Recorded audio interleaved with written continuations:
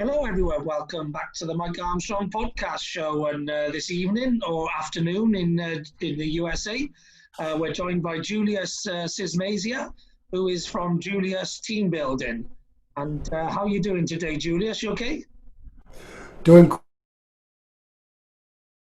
great. I'm really excited about chatting with you today. Brilliant, brilliant. That's great. And we did have a little pause in your response then, but hopefully that'll be the only one we get today with the Wi-Fi. Where are you? I know you're in the States, and you did tell me the other day. I think we're doing the States, but for the benefit of my listeners, where are you from in the States, and where are you from originally? Well, I'm located in Jacksonville, Florida, and in New York City, Manhattan. But the funny thing is, I was made in Hungary. Yeah. Okay. Good. So you went from Hungary to New York to Florida. Yes, exactly. Yeah. Okay. Good. And so obviously, I guess you built a career in New York, and then sort of more getting towards sort of chilling out a bit, getting towards the retirement age, and that sort of thing. Moved to Florida, where the pace is a bit slower and the weather's a bit warmer. Way before I got, well, definitely, my family and I had visited Florida on vacation in my late 20s. And I hadn't really been in sales. I did a little bit of real estate sales, but I was working for AT&T, a telecommunications company. Then I was working as an operator, as a Hungarian operator, and then became a regular operator because they closed the Hungarian service to replace the operators with robots. So my job was at risk, but fortunately, they gave us a chance to find new positions. So I moved from New York to Florida about age 30 to get a job in sales. So I was, I guess, an early mover. Okay. Yeah. but It was more yeah, career then. The career took you there rather than because a lot of people go to Florida and those sort of places when they're retiring, but with you, it was just as part of transitioning in work. Oh, good. we always wanted to move here, and yes, forgive me because of the delay, so I apologize. But we wanted to raise our family, and it was much safer, and I think a better environment to raise kids in Florida, where we moved to Orlando rather than New York City. But we did lose a lot of the cultural aspects of growing up in New York City. Yeah, yeah, definitely. Yeah, I suppose there's a lot more on your doorstep in New York than there is in Orlando. Although for the kids, I suppose they got to go into Disney World and all of those sort of places a lot in the summer, etc. Yeah. Okay, brilliant. So where did you go after AT&T? Was you there long? From your 30s or not? Well, the job was selling AT&T long distance services over the telephone to businesses, and cool because I had dropped out of college. Unfortunately, I was attending Yale University. I wanted to be a doctor, an orthopedic surgeon. Things didn't, I wasn't really mature enough to be able to handle college life, if you know what I mean. So I went back and got my master's degree while I was working for AT&T, and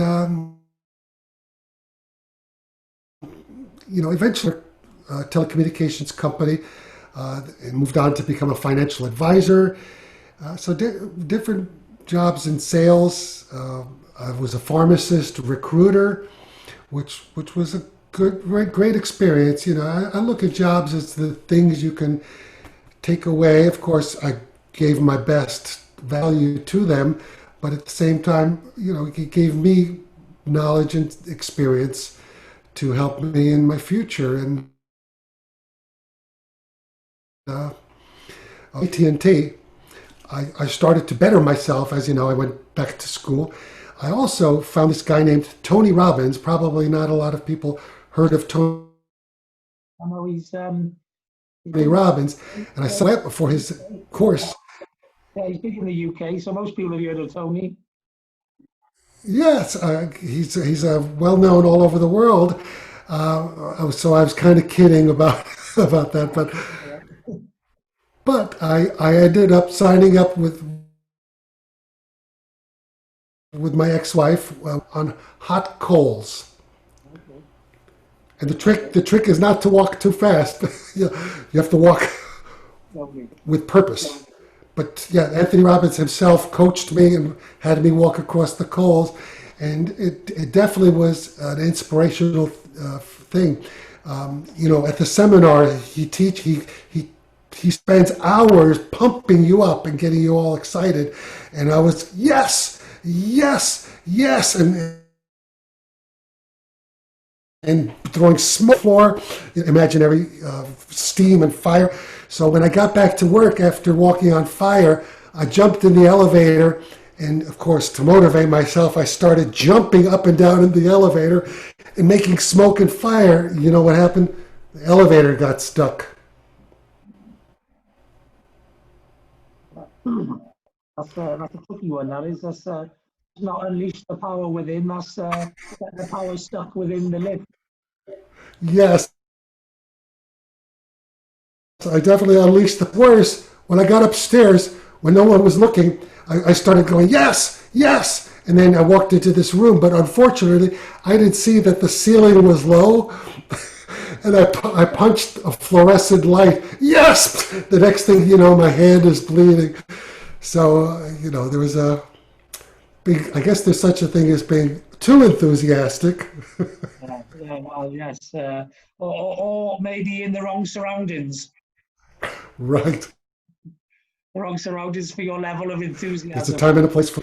So, yeah, one thing led to it. Yeah, brilliant. Yes. So, and then you do some magic, don't you?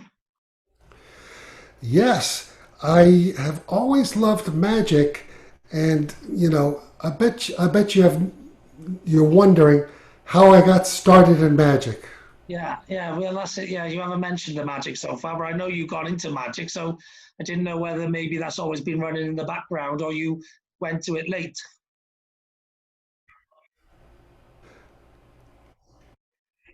Yes, actually, I started very, very early. When I was 6 years old, a magician tricked me into becoming a magician. Yeah, He tricked me into it. yeah. I know. You did a trick in front of you, and that got you hooked. Pretty much. Unfortunately, I retired early at about 8 or 9 years old.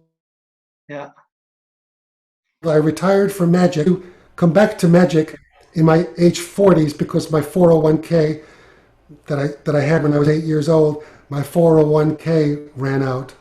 So fair enough. So obviously, did you do magic full time as a profession, or was it like a part time thing? Or well, I tried to do it like invisibly so that no one knows when I do it. yeah, okay, Just, that's a really just effective trick. I know that was a serious question. I started doing magic part time Yeah, when I moved to Jacksonville about 12 years ago, and it just kept building and building and building and promoting myself with the website and just growing until finally my dream came true. I had enough income from the magic to be able to quit my job that I was not that happy with. I was happy that I had a job, but it wasn't really what I loved to do, or I wasn't even given a chance to try to mold the job to better fit what I wanted to do. So I quit. yeah, okay. And obviously you've been doing the magic ever since then. Are you full time? Pretty much. It's not like I'm working 40 hours a week, but when I quit, that was my only source of income. And I only have the month, and I was able to replace the income from the job that I had quit. So I was very happy. Yeah. Okay. And I know now you do team building events and courses and that sort of thing. Having just come off one recently, very recent. So when did you decide to get into that? Well, I think that happened when I was at the Anthony Robbins seminar. And I mean, there were thousands of people, and it was a highly interactive seminar, even though he did a lot of teaching, but he also had a lot of participation in exercises. He had you lay on the floor and made you think of things, and the whole audience, just from thinking of something funny, the whole audience was laying on the floor with their eyes closed, just laughing hysterically at whatever, and this laughter spread. So that kind of motivated me to one day in the future, it took me a long time, but to one day to become a motivational speaker. So the first thing that I did towards that, because you always have to take a step, take some action, is to sign up for Toastmasters. And Toastmasters was a great experience and a great starting point. It was something that Anthony Robbins recommended that everyone do, in which he had done as well. So that's how I got started towards becoming a motivational speaker and a team building coach. And what really helped was knowing that I can do magic and entertain people. Yeah. And so now all I have to do is convert or transition to be able to speak. So I did a little bit of motivational speaking and teaching, but I had to fall back on the magic because I was very comfortable. Eventually, as you can see now, I'm doing seminars on Zoom and masterminds and team building sessions virtually where there's no magic other than the magic that the audience feels. Yeah. Good. And transferring your one-man magic show into a team magic event. I'm sorry, I came in gargled up, sorry. Oh, is it? Yeah, I was saying you turned your one-man magic show into a team magic event. Yes, and the way that happened for me was that I had attended a virtual. I had been doing virtual magic shows, and then I volunteered to do a virtual team building session. This group that works with kids, and I just decided to do more and to get better and better because whenever you start something, most of us aren't really that good at it. We may love it and think we're good, but we find out later we're not that good. I mean, yourself, I know that you've been managing people since 8 years old. Am I right? Yeah, pretty much. Yeah. Yeah. Well, not me. I played football, so in a sense, I was a leader because I played quarterback. But being able to convert that childhood experience and to capitalize on that feeling and the memory that you have, and take it into something that you can do as an adult, I think is critical. Yeah, definitely. Well, yeah, I think leadership is a good skill to have, knowing when to be a leader and when to step back and let other people's lead, if you like, or whatever is a good skill as well. But yeah, some people are natural leaders, and I was lucky. I've always been one of those. Never shied away from responsibility, and never really been comfortable unless I was generally at the front, So that's where I find my comfort zone, if you like, I suppose. So, some people don't like leading and they want to just sit in the background, but that's just not something I've ever been comfortable with. So, how do you find? Do you do team building exercises for leadership, or does it tend to be for teams? Well, I from previous team building that I had attended, live events, and the Anthony Robbins, even though it wasn't quote unquote team building, it was interactive exercises to develop yourself, self improvement, leadership development, success coaching. So all that stuff combined. I remember there was one seminar I went to where people had to punch through a wooden body.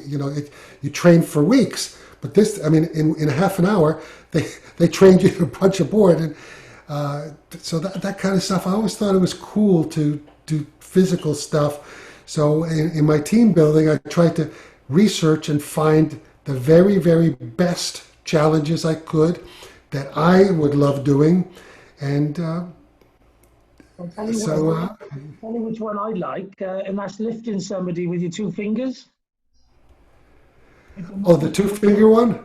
Yeah, well, you lift people, like, you go around and say, oh, can you lift this chap up, and you try lifting him in a conventional way, and he's really heavy, but then you all like join fingers together, etc., and lift him, and then you lift him quite easy, like, the power of the collective. Heard of that one?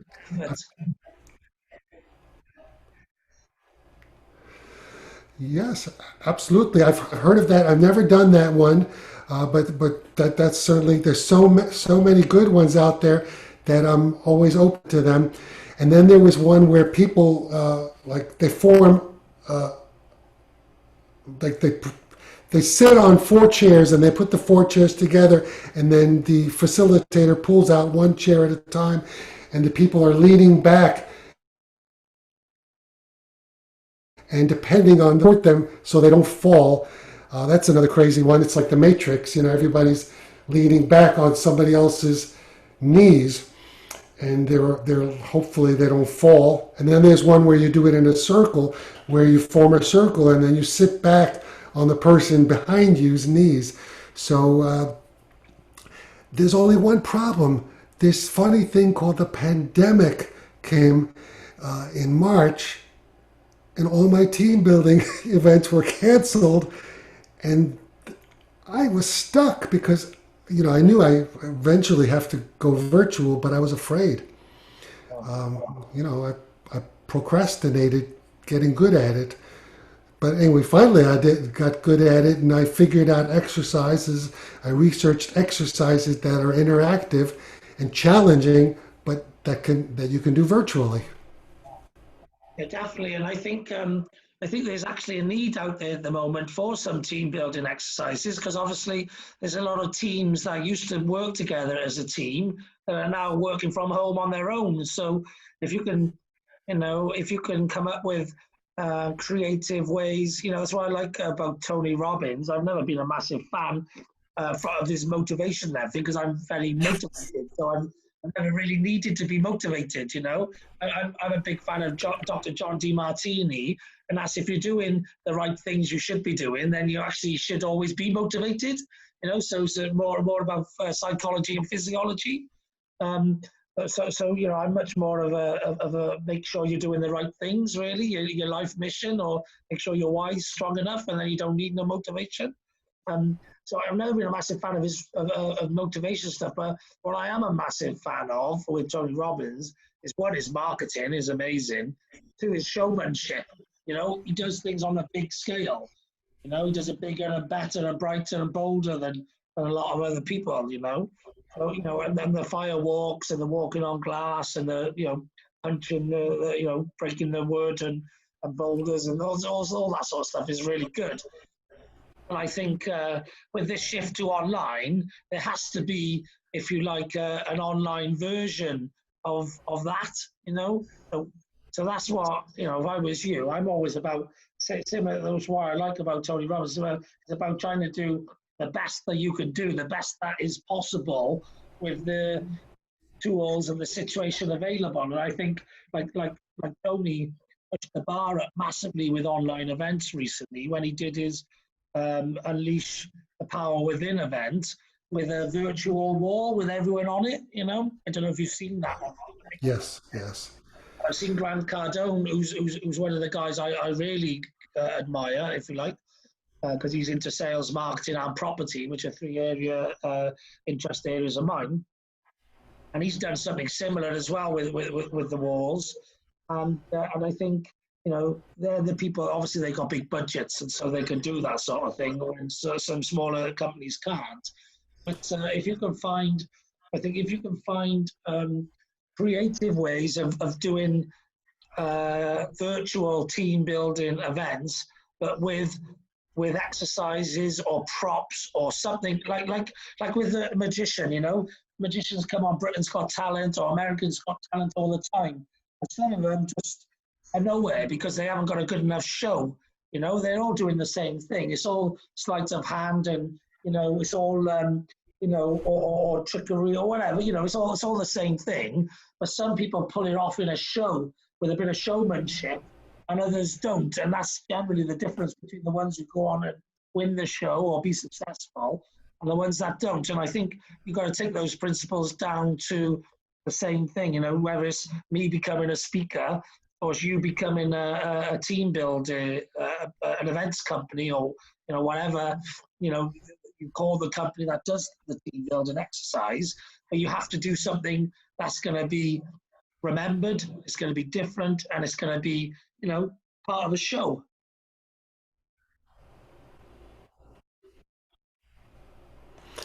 Yes, and I do my utmost to make my team building sessions that I'm offering for free online right now, to make them highly interactive and extremely engaging. And I've gotten some good feedback, so that motivates me to continue. But you made an interesting point about, if you doing something you love and you're doing your strengths, you shouldn't need motivation. And I agree with you. And just a couple of points to add to your comment is that, like Anthony Robbins, I see him as a coach. So whereas you may not need motivation, but coach, I know you're a coach and I'm a coach, so you're not going to tell me that people don't need coaches, right? Tony Robbins first came into popularity, I think he was a motivator. And I think over the last 10 years, he's turned into a coach. And Correct. Much more my cup of tea in the last 10 years, etc., because he's now coaching people instead of just rah-rahing them, which I think can work for a while, but then once people drop down again, it hasn't actually given them the substance to do anything with their life. So I think sometimes cheering someone up and motivating them is good if they're unmotivated. But you need to give them the skills and the mentality and the psychology and all those sort of things. You need to give them that in order for them to get long-term gain. Yeah. So I'm much more I like Brian Tracy. Brian Tracy gives you a lot of substance. Yeah. And what I've noticed with Tony Robbins is since he's become, if you like, older, if you like, he's less brash now, and he's more substance to him, So I don't mind brashness. I'm quite a brash Brit, if you like, but Brits aren't as brash as Americans in general. And so someone like Tony Robbins would, and Grant Cardone the same, I quite like them. But they would put off a lot of Brits because they would be too brash and too in your face, But Tony Robbins now, in my opinion, backs that up with a lot more substance. So does Grant Cardone. You can only go so far with the rah, and then you've got to, that can inspire people, whatever. But then you've got to give them the mentality, the skills, the ability to overcome whatever it is that's stopping them getting there. Because motivation alone can't get you to achieve what you want to achieve. You need a skill set and a mindset and a greater set of tricks and abilities to be able to get somewhere than just being G'd up a bit. Right. It's all about your knowledge, your attitude, your skills, your habits, and most of all, taking massive action. So that was the coaching that I got from Anthony Robbins, is to take massive action. Not just, if you just do one little thing and don't do anything, you're not going to get to your big goal. But massive action, And another interesting thing that I heard someone say about motivational speaking, the biggest consumers of motivational services are the military and salespeople. And I believe that the reason is because, you want to serve your country, but you're doing something that you're going out and possibly killing people in defend to help you defend your country. So I guess they have to psych people up to be able to do that and to get through the different. They want to be doing it, a lot of the time. Sometimes they disagree with the politics of it, but they got to go and serve their country, So you need motivated to do something you don't want to do, and a lot of the time in the armed forces, you don't want to kill somebody. You don't want to, fight for a battle you don't even agree in, et cetera, which is why they need motivated. And it's the same with sales. Most salespeople are selling stuff they don't believe in, or they're trying to sell stuff they don't believe in. Yes. That's true. And then you have to make a living, you got to feed your family, and you have to make your quota. So there's the pressure to make your quota so you can keep your job. So you have to sell. And that's why the sales managers are always pushing you. And a lot of them have to hire motivational speakers for whatever they're worth. But I also have a little different philosophy than along many years ago, which we talked about before, which is this high probability selling. And I'll just mention the one rule is sell anything or never try to sell anything to anyone that hasn't told you that they want what you're selling. And that's it. I'm a solution seller. So the thing I learned early on in sales was to stop selling and start asking questions to find out what people need in order to match your product to their need. So what I learned early on is to only work for companies that were good and that were solving problems and fulfilling needs. Yeah. So and one of the biggest things I say to people is the most important sale. The most important sale someone can make is the first one to themselves. They've got to be able to believe in the product, believe in the company, and believe in themselves. And if you can believe in all of those things, then you'll be able to make sales. If you don't believe in any of them, you're not going to be a very good salesman or woman. Well, I hope you invite me back, because this is something that you and I have different philosophies on, and it's great because I like you. And one of my philosophies is not to try to convince anyone that my philosophy is the right way, but traditionally my bad habit is that I'm trying to persuade you that my way is better, but it's not. Both ways work. But what I'm just trying to say is the difference is that if you ask a person a lot of questions, but really they didn't want what you were having all that time, you could have been asking someone. Yeah, those questions. That's the difference. I like to work with highly. Go ahead. Yeah, but if you work in a business, if you like, who's willing to. So a lot of the businesses I work in, my own business included, for the last company I worked as well was a tech solutions company. We would build the solutions that the companies needed. So therefore, we needed to ask a lot of questions to find out what they needed, so that we could actually go away and build what they wanted. So we were in the area of tech solutions, and so you're all about asking them the main question really, which is, do they want your product? And if they don't, walking away from it. Whereas mine would be asking a lot of questions about what it is what in a product is it that they would want. Where in their business are there pain points that maybe a product could be built to solve. So it's different type of selling, I suppose, So I respect you for your persistence in believing in your method of selling. But just a quick question: would you rather talk to 10 people who said they want what you're selling, or try to sell 100 people that may spend the same time with 100 people that may want and need, but they didn't tell you they wanted it, which would you rather speak with, the 100 or the 10? I'd rather deal with, I like helping people. So I'd rather deal with the people that need my help the most. So often the ones who don't know they need something are the ones who need something more than the others. So often the ones who know they need something, they can go buy that off anybody. But the ones who don't know they need something sometimes need the help in order to be educated, or to be, or to give, or for someone to come along and give them a solution that they don't know exists, or don't know is available to them. So I suppose the answer to that question is it depends who needs me most. Well, a lot of people may need you. Like I need leadership coaching. Yeah. But I may not want it. But you know what I'm saying? So you could spend forever trying to convince me by asking me questions. But I respect what you said. It's a very noble thing that you want to help people that don't know they need it. But that's, to me, such a hard uphill battle.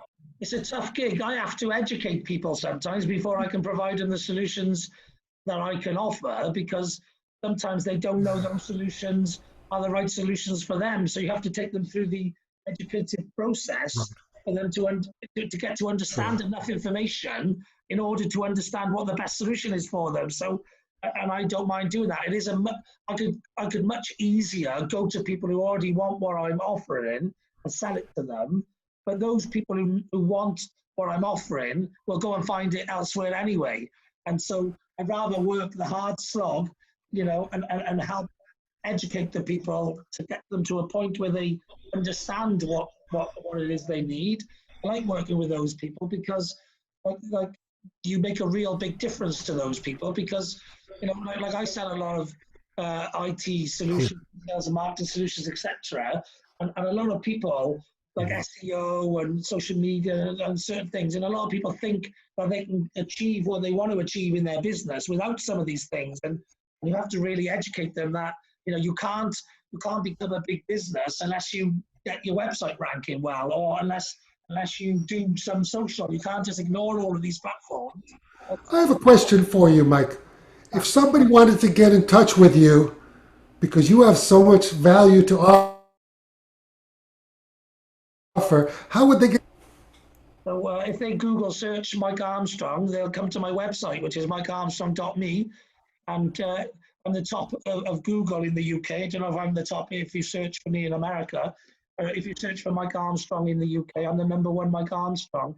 I wasn't always. There was lots of other Mike Armstrongs above me, but I know SEO, so I've worked hard to get myself to the #1. Yes. I'm the #1 Mike Armstrong on LinkedIn.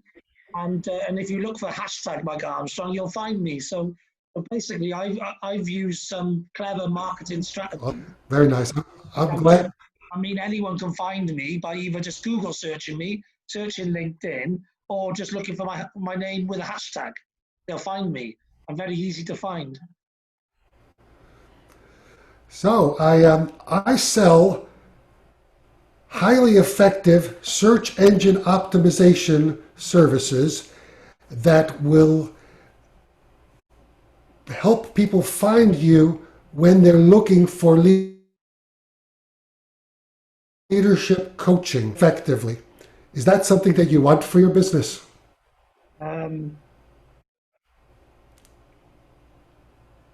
Not really. Okay, goodbye. There's some other things around that I want, but I don't want that. Oh, okay. See, now, after I said, okay, goodbye, I didn't hang up right away. No. You told me you might want some.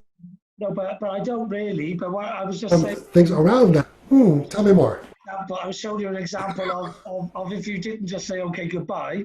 What a lot of people think they want and what they actually want are two different things.